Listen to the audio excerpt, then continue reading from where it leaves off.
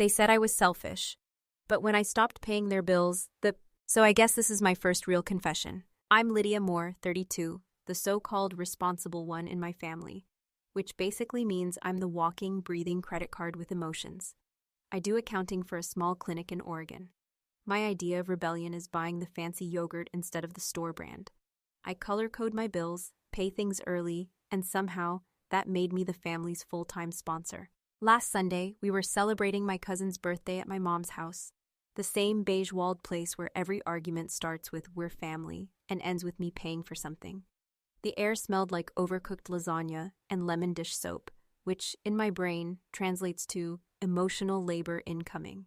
I was carrying an extra folding chair into the kitchen when my younger sister, Brianna, leaned on the counter in her sequined jacket like she was about to headline Coachella. She scrolled through her phone, didn't even look up, and said, "Hey Lydia, don't forget that transfer for my new apartment. They need the deposit by tomorrow." The room went quiet for a second, just long enough for my dad to chuckle and go, "Come on, Lyd, you know we count on you." My mom chimed in right after, like she was reading a script she'd rehearsed her whole life.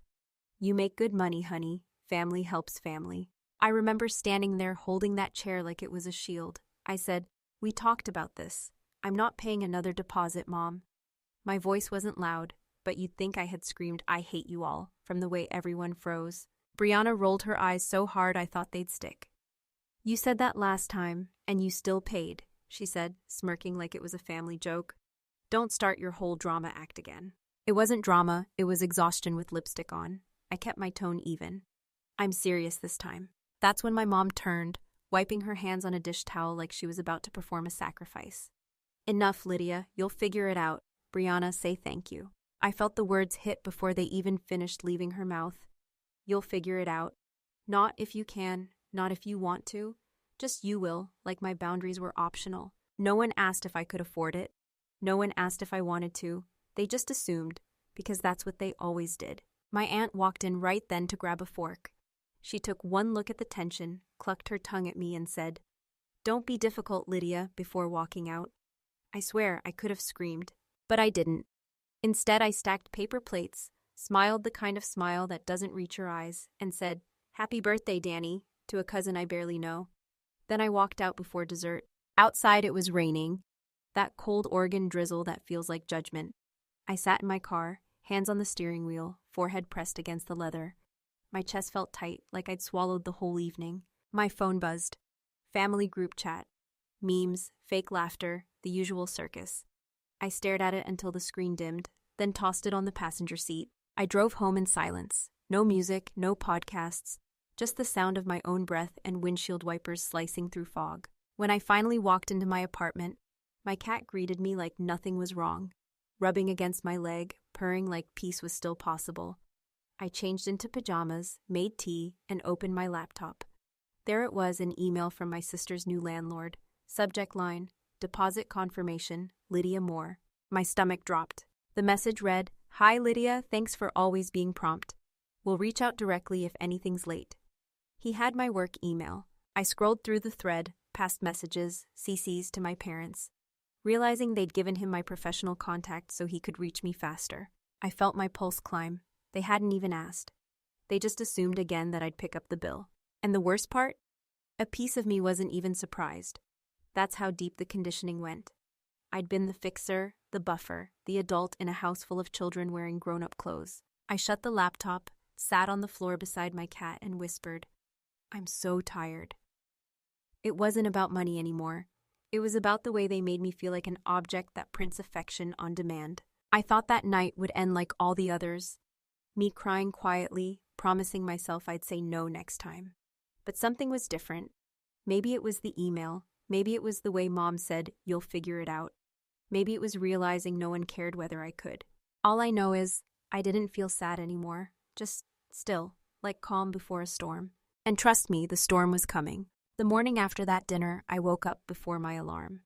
The kind of early where the world is still gray and quiet, and you can hear your own thoughts, which, honestly, was not a blessing. I made coffee, fed my cat, and sat at my kitchen table staring at the steam like it might spell out instructions. It didn't. What it did do was remind me that no one had ever asked me if I wanted to carry everyone else's weight. They just assumed I would, because I always did. At work, I'm the one who fixes things. Payroll errors, missing invoices, other people's screw-ups. I do it so often that my boss once called me our human calculator. He meant it as a compliment, but it sounded like a eulogy for my personality. That day, I was running numbers when my phone buzzed. It was another message from my mom. "Did you pay Bree's deposit yet?" The landlord said he didn't get confirmation. I stared at it for a good minute before I replied. "He shouldn't, I'm not paying it." The 3 dots appeared, blinked, vanished. Then came her answer. "Don't start this again. You're making things harder than they need to be." I put the phone face down. My hands were shaking, not from anger, but from this weird mix of clarity and nausea. Like realizing the thing you've been calling love might actually be manipulation with a bow on it. Nathan, my boyfriend, called around lunch. He teaches history at a local high school and has the kind of voice that could talk you off any emotional cliff. He asked how dinner went. I told him the truth, or at least the version that wouldn't make me cry in the break room. He sighed and said, "Lyd, you need to set boundaries before they drain you dry." I laughed, not because it was funny, but because before sounded about 3 years too late. That night, I opened my laptop again and decided to do what I do best, document. I started a spreadsheet titled Family Expenses, Actual Damage. I listed every bill, every deposit, every emergency transfer. It wasn't revenge. It was reality in cells and numbers. The total at the bottom looked like someone else's life, a stranger who'd spent years financing her own erasure. As I scrolled through my bank statements, I noticed a pattern. Every urgent family expense landed within 2 days of my payday. Every "can you help" text had the same script. Guilt wrapped in gratitude. And I realized something even darker. They never remembered to say thank you unless I forgot to pay on time. At some point, my hands went still over the keyboard. My mind drifted back to college, when I'd worked 3 part-time jobs just to graduate debt-free. Back then, my parents told everyone how proud they were of me. "Our Lydia's the responsible one," Mom would brag. But somewhere along the line, that pride turned into expectation. Being reliable stopped being admirable and became required. The next day at work, my coworker Dana noticed I was quieter than usual. She's one of those women who can read moods like spreadsheets. Over lunch, she leaned in and said, "You look like you're planning a crime or a breakthrough. Which is it?" I smiled, tired. "Maybe both." She laughed, then said something that stuck. "You know, people only treat you like an ATM if you keep dispensing cash." It sounded like a joke, but it landed like truth. That night, I printed out my spreadsheet. I don't know why. Maybe because numbers on paper feel heavier, more real. I laid the pages on my dining table, line after line of transactions, and for the first time, I felt anger. Not the kind that burns and fades, but the kind that focuses you. I realized I'd been trying to buy peace in a house that thrived on chaos, and peace doesn't take payment plans. I remembered one particular winter 5 years ago when my car broke down on the way to work. I had to take the bus for 2 weeks, freezing in the Oregon rain, because I'd used my emergency fund to pay my dad's hospital bill. He'd recovered, of course, but I never saw that money again. When I reminded him months later, he said, "Family doesn't keep score." But the truth? He'd been keeping score all along. Only my sacrifices didn't count as points. Around midnight, Nathan called again. "You sound wired," he said. I told him I'd been looking at numbers, the story of my family, told in debit charges. He didn't interrupt. When I finished, he said softly, "So what are you going to do with all that proof?" I stared at the papers scattered across my table. "I don't know yet, but for once I'm not deleting the evidence." After the call, I cleaned up the table, tucked the pages into a folder, and labeled it Lydia versus the Moors. It was supposed to be a joke, but something about writing it down felt right. The next morning, as I was getting ready for work, my mom called. I let it go to voicemail. Then Brianna texted, "You're being dramatic again. Mom's crying." I typed back, "Then maybe stop making me the villain every time I say no." No reply, just silence. The kind that used to terrify me but now felt like oxygen. At the clinic, I spent the afternoon balancing the quarterly payroll. Funny thing, I'd spent years managing other people's finances perfectly, but never once managed my own emotional balance. For the first time, I wanted to. When I got home that night, there was a small package at my door. No note, just a plain brown box. Inside was a mug from Nathan that said, Boundaries are sexy. I laughed so hard I cried a little.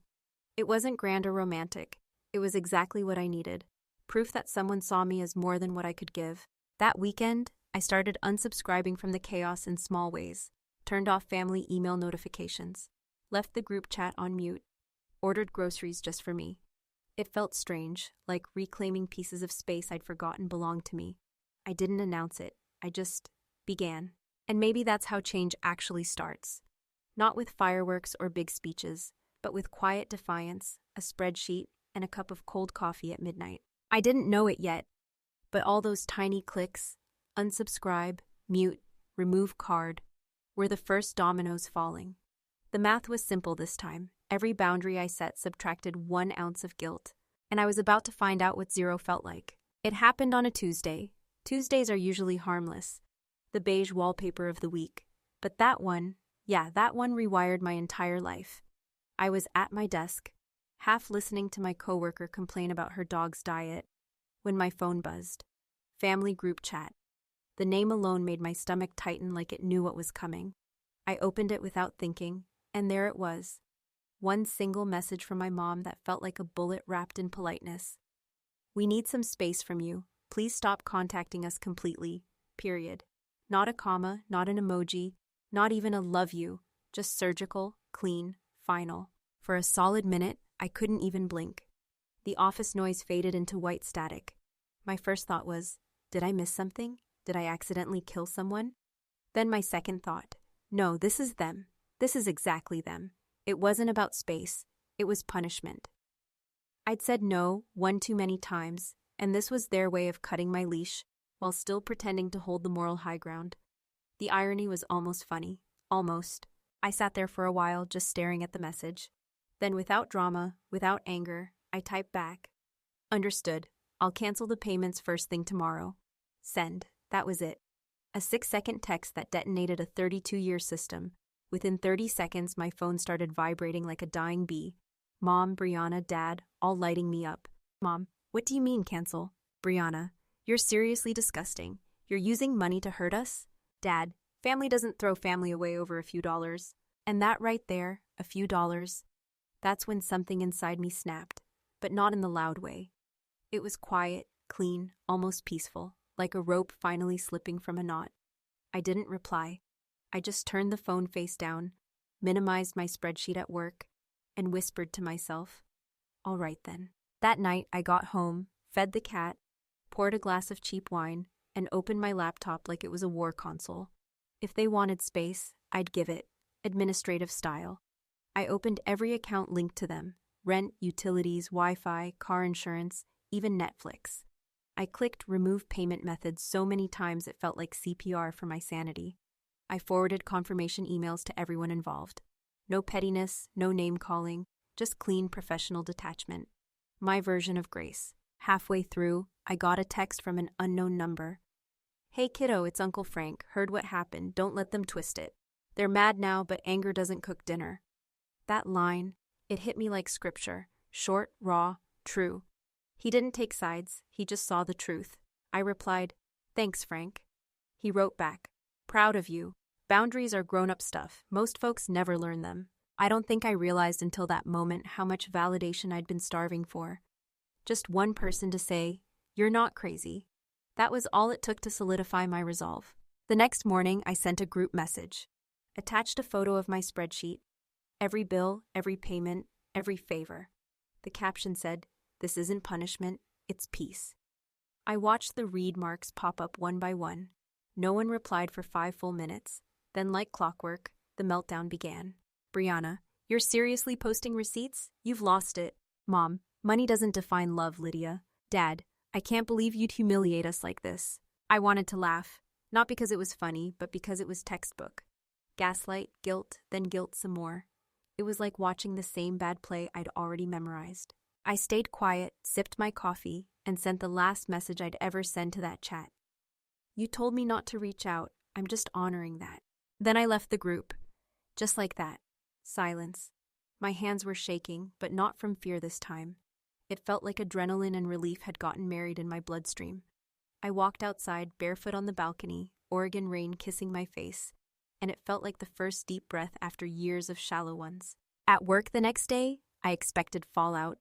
Instead, I got whispers. Somehow, word had spread. Maybe Brianna's Instagram post, maybe family gossip. Dana, my coworker, handed me a sticky note that said, "Whatever it is, good for you." That small gesture almost broke me. It's wild how kindness from strangers hits harder than love from people who raised you. That evening, my inbox exploded again, but this time with a new flavor: panic. "Mom, are you serious about the rent?" "Dad, you can't just leave us stranded." "Brianna, I can't believe you're doing this to your own blood." I typed one line back. "Blood doesn't pay bills, responsibility does. You'll have to find yours." Then I blocked them, one by one. It felt brutal but clean, like disinfecting a wound that had been festering for years. For the next 2 days, my phone was silent. No buzzing, no fake emergencies, no "can you spot me till Friday." It was eerie but also intoxicating. The quiet had weight, but it was mine. Then came the kicker. My dad's friend, a guy named Russ, who used to babysit us and still thought of himself as part of the family, showed up at my office. He leaned on the reception desk, trying his best disappointed dad face, and said, "You know, Lydia, you could have handled this differently. Family comes first." I looked him dead in the eye and said, "Yeah, well, maybe if you'd paid rent for them once, you'd get a vote." He blinked, didn't say another word, and walked out. That silence was better than any applause. That night, Nathan called. "You sound calm," he said. I told him what happened, the messages, the blocking, the weird peace afterward. He was quiet for a second, then said, "So what does it feel like?" I thought for a moment and answered, "Like I finally logged out of a group project I never signed up for." He laughed. "That's freedom, baby." I hung up, crawled into bed, and stared at the ceiling. The apartment was silent except for the hum of my fridge. For once, that sound didn't annoy me. It sounded alive, like proof I still existed outside their chaos. I guess that's the thing about breaking patterns. It doesn't always look heroic. Sometimes it's just spreadsheets, boundaries, and one perfectly worded text that flips your entire world on its axis. And as I drifted off, I realized something that made me smile. They'd wanted space, and I'd finally given it to them, in every sense of the word.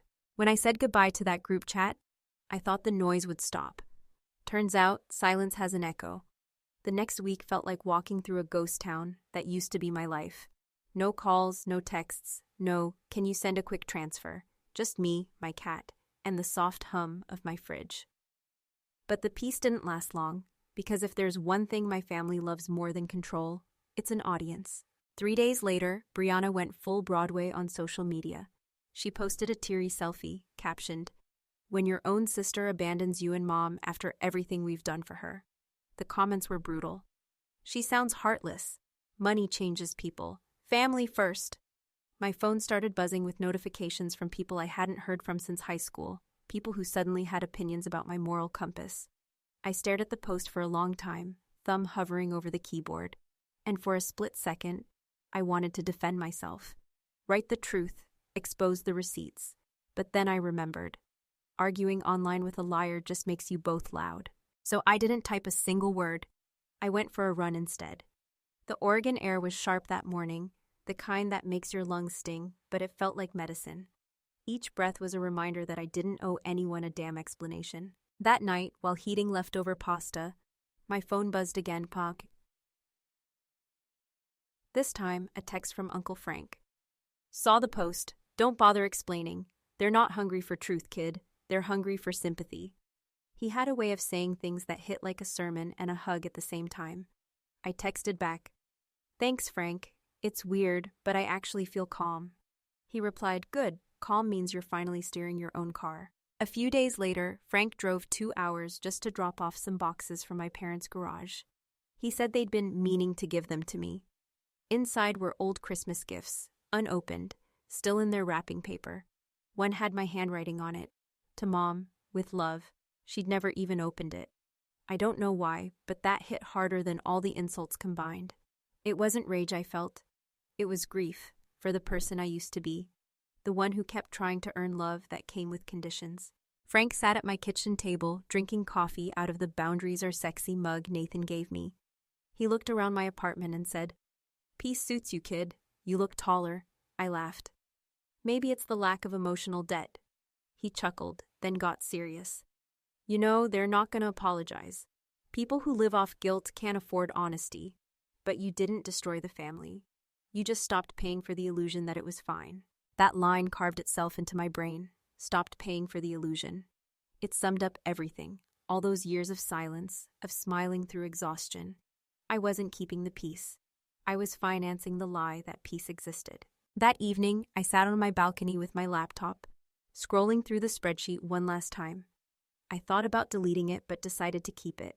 Not out of bitterness, but as a reminder. Proof that I'd survived something that looked like love but felt like servitude. Then, something unexpected happened. A DM popped up from my cousin June, the quiet one, the only person in that family who never joined the drama. She wrote, "Hey, just wanted to say, I get it. You didn't cause the fire, you just stopped fueling it." That single line undid me. I didn't even realize I was crying until my cat climbed onto my lap, purring like a tiny therapist.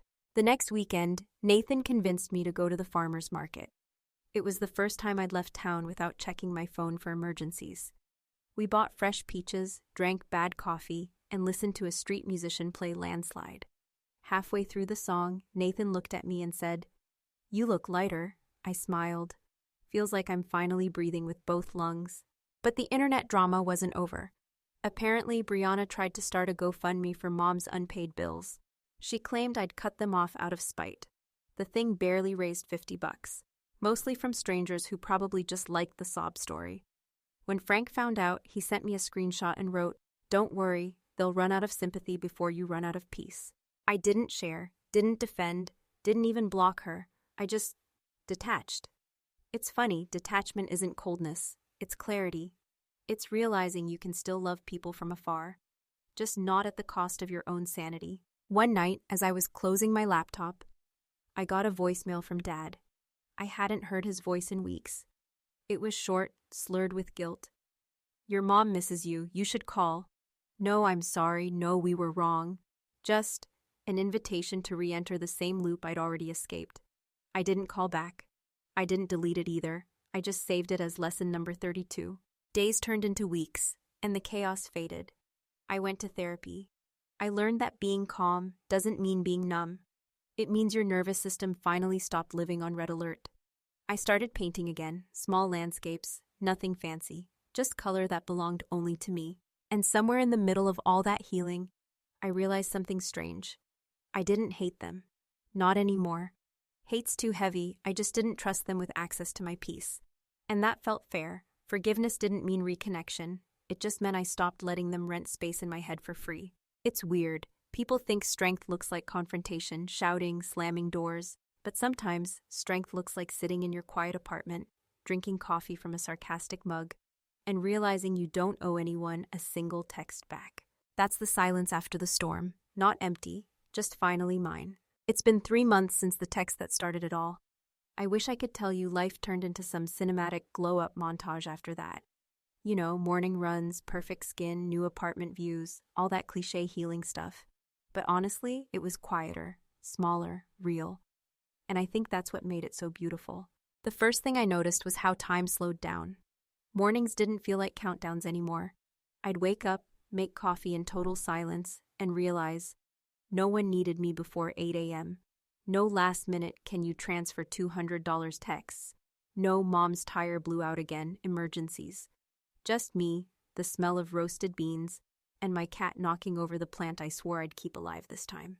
It sounds silly, but that peace, that ordinary, undramatic calm, felt like luxury. One afternoon, I got a letter in the mail. Real paper, not email. My mom's handwriting. I stared at it for a full minute before opening it. It wasn't an apology. Of course it wasn't. It was a birthday card with a single line written in blue ink at the bottom. "We hope one day you'll forgive yourself for what you've done." I laughed. Not bitterly, just softly. That sentence told me everything. They still didn't get it. They thought peace required guilt. They couldn't imagine love without control. I folded the letter neatly, placed it in a drawer labeled Lessons, and made myself tea.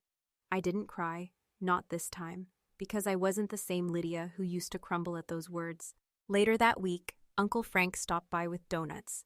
He never calls first. He He just shows up like some kind of scruffy guardian angel in a flannel jacket. He handed me a coffee and said, "You know, they're still talking." I rolled my eyes. Let them. Gossip is just free marketing for peace. He laughed so loud the cat jumped off the counter. Then he leaned forward, serious for a moment. "You did the hard thing, kid. You broke a generational habit. That's no small feat." That night, I sat on the couch with Nathan, watching some awful reality show we both secretly loved. He looked over and said, "So, what does peace look like now?" I thought for a while. "Smaller," I said. "But real. Like, I used to live for chaos. Now I just want quiet dinners and people who text me because they like me, not because they need something." He nodded. "Smaller isn't less, you know. Sometimes it's just yours." Work got better, too. My boss actually promoted me to senior payroll manager, said she admired my attention to boundaries and detail. I almost laughed out loud. Boundaries got me a raise. Somewhere, the universe has a sense of humor. One Sunday morning, while cleaning, I found an old photo of my family, the four of us at some county fair, covered in powdered sugar from funnel cakes. I didn't feel anger or grief looking at it, just gratitude. Because that girl in the photo didn't know she'd grow up to stop the cycle. She didn't know peace could exist without permission. A few days later, June texted me, "Dinner next week? My treat. You deserve family that feeds you without asking for receipts." That one message summed it all up. I realized I wasn't familyless. I was just finally choosing mine. People who respected my no. People who loved me without invoices attached.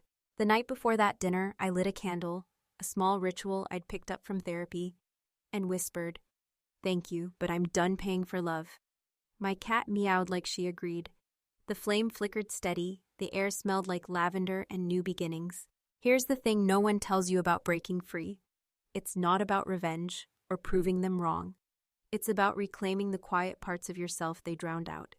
It's about realizing that your worth doesn't come with a balance due. So yeah, I forgave them, not because they earned it, but because I didn't want to carry the debt anymore.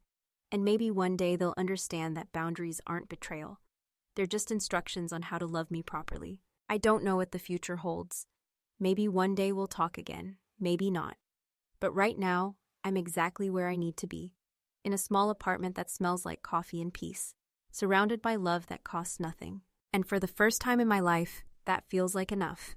If there's one thing I learned from all this, it's that peace doesn't always come with forgiveness. Sometimes it comes with distance. I spent years thinking love meant sacrifice, that being the responsible one made me good. But what I really was exhausted. When you grow up believing your worth is measured by how much you give, you forget that real love doesn't invoice you. Setting boundaries isn't cruelty, it's self-respect with a spine. And the people who truly care will never make you choose between kindness and sanity. I used to think family loyalty meant endurance, swallowing your voice, paying their bills, pretending silence equals peace. But silence, when built on guilt, is just another form of debt. True peace is quiet that doesn't hurt. It's knowing you can still love people while keeping your wallet and your heart intact. As they say here in the States, you can't pour from an empty cup, and I finally stopped trying to. Breaking free wasn't revenge. It was recovery. And the truth is, some people will never clap for your healing, because your healing means they lost control. That's okay. The ones who matter won't need proof that you're good. They'll just be glad you made it out alive. So yeah, they never apologized. And I forgave them anyway, but this time on my terms. If this story hit close to home, if you've ever had to draw a painful line between love and survival, share your thoughts below. I'd love to hear how you found your peace. Don't forget to like, comment, and subscribe for more stories about strength, healing, and the quiet kind of justice. Take care of yourselves, and remember, even after the storm, peace is still possible. You just have to choose it.